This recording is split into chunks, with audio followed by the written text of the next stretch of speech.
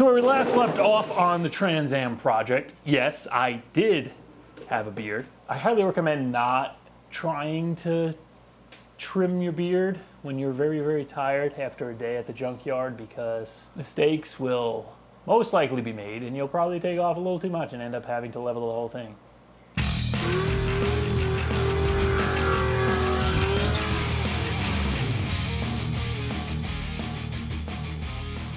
However, yeah, where we last left off with the TRANSAM project, we got the 6L80E together, installed in the car, bolted to the engine. Engine's bolted in, drivetrain is in, and now we can start hooking stuff up. Now today's video, I'm taking it a little easy. I'm just gonna kind of connect stuff as I go and just kind of put the pieces of the puzzle together. I don't have any real plan. I would like to get kind of the hard stuff installed, like the AC box. Not like essentially hard to do, but the stuff that once it's in there, it should never have to come out again. So I want to get the AC box trimmed up, installed, probably painted, get all the wiring hooked up onto the engine, and then probably play around with the radiator, see what we could get to fit in there, maybe get the AC condenser in, as well as get the power steering at least mounted up. And for that, we are going to be installing Volvo electric power steering, which is why I was at the junkyard, why I was tired, and why I no longer have a beard.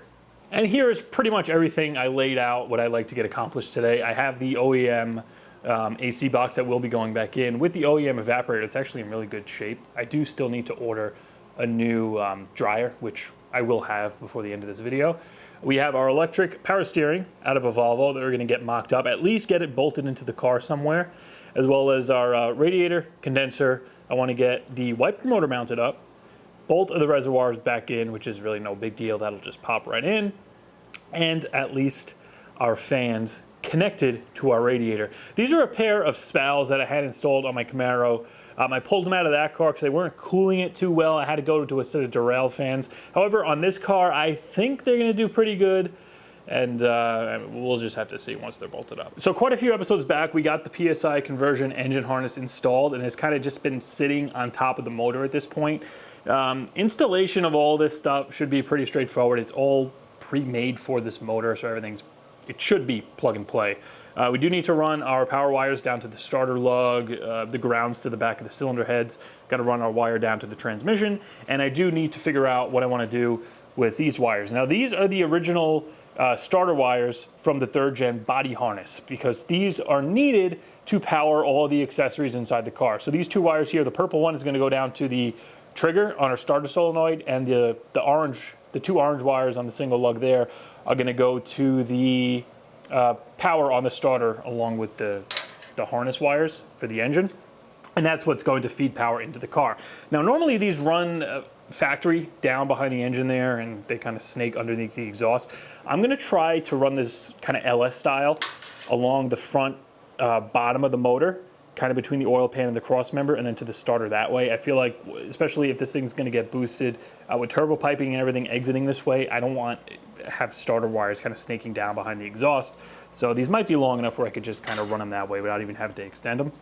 But sit back, relax, enjoy the tunes, and I'm just going to start plugging crap in.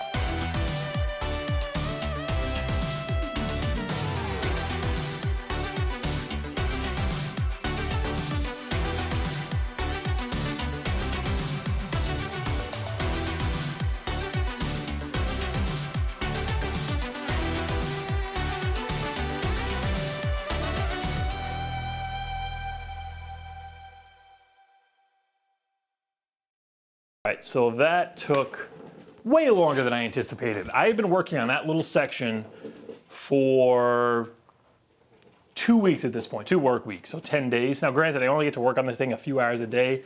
However, it still took much longer than I anticipated. Now, a lot of that just came down to the preference of how I wanted to run the wiring and me changing things last minute and trying to figure stuff out along the way. For example, I didn't know where I wanted to run the battery cable from the bulkhead where it comes from the back of the car to the starter. So I was kind of figuring that out, and I had to go and get parts here and there, crimp terminals I ran out of, self-tapping screws.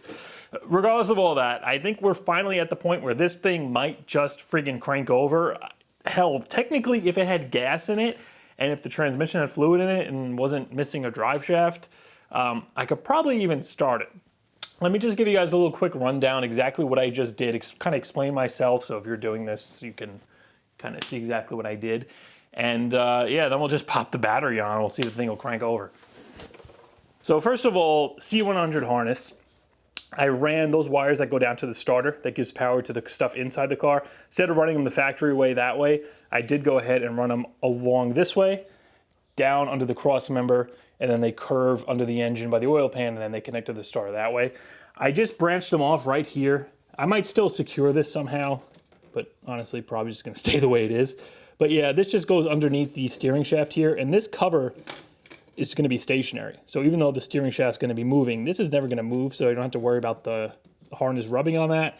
And yeah, that just goes down to the starter. I went ahead off camera. I ran a ground strap right from the block there, goes underneath the steering box, and I grounded that directly to the bottom of the frame. And then you saw me connect the wires for the oil pressure sensor for the gauge, as well as the wire that goes down to the coolant sensor for the coolant gauge. Now over here, I did something a little last minute.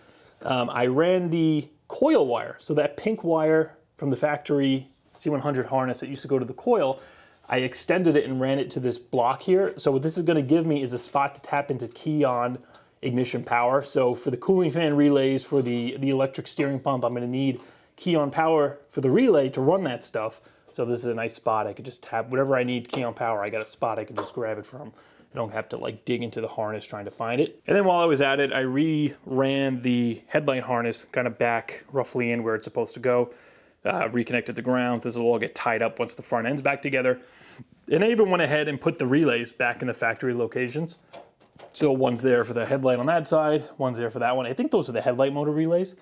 And yeah, those just went right back where the factory put them. Now over on the driver's side, first of all, you saw me make that nice hole in the frame. I couldn't find a place to run the starter wire. Like I was contemplating running it through here and having it curve this way and go down, but I'm like, that's gonna look messy. The AC line has to run here.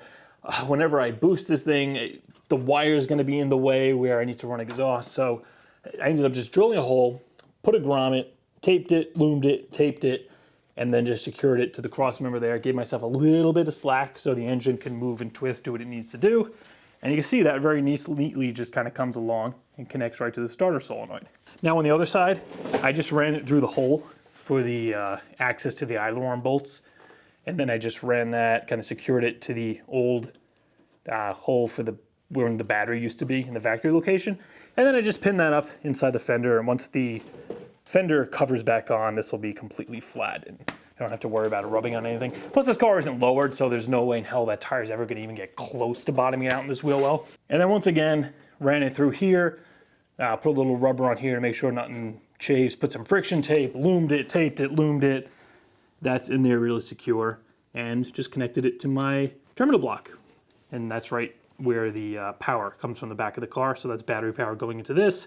That's going down to the starter. These wires here are from the PSI harness, and I decided to just run them over there. They were the perfect length. Those are supposed to connect to the starter that powers the engine harness, but because you can see it is pretty tight in there, I didn't want to just curve them down this way because they're going to get in the way of the exhaust and stuff. So I just ran them along there, put some heat shielding on them. The AC box sits right above this, so these aren't going to be in the way, and it just gives me a little more space to kind of get piping and stuff down through there without having to worry about another wire that might get melted. And the last thing I did was run the alternator wire. So I just have that coming off the alternator, curves down, once again lubed it up real good, put some heat shielding on it, and that's this one right here that goes right down to the starter solenoid. So all our connections are made. The car should have power back to the accessories inside the car. And once I flip the breaker on for the battery, she should crank over. So let's go see. All right, so this battery is probably gonna be completely dead, but I mean, I got a jump pack if that's the case.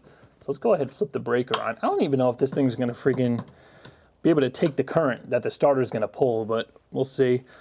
Well, nothing's smoking or making noise. Oh, we do have lights. We got under dash lights. We got dome light. I got the key in it, so I just gotta hop in there. And let's see what she does. Ugh. We got fuel.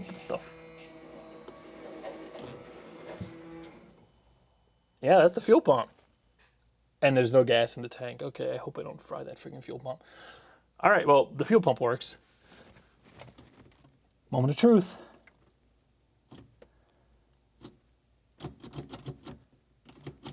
Huh.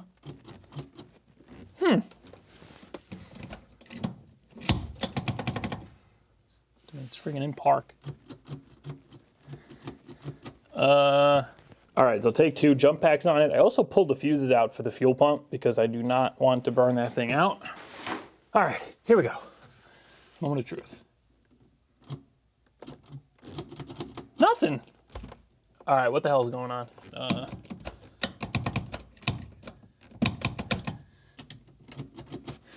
don't even know. This isn't even connected to the transmission, and it's like...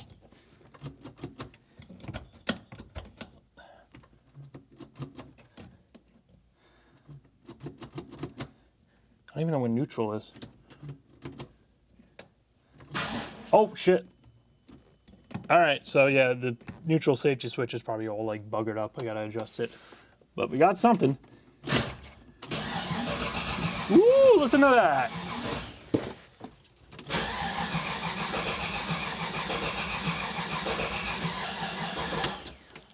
All right, I don't want to kill the already dead battery, but look at that. It freaking cranks.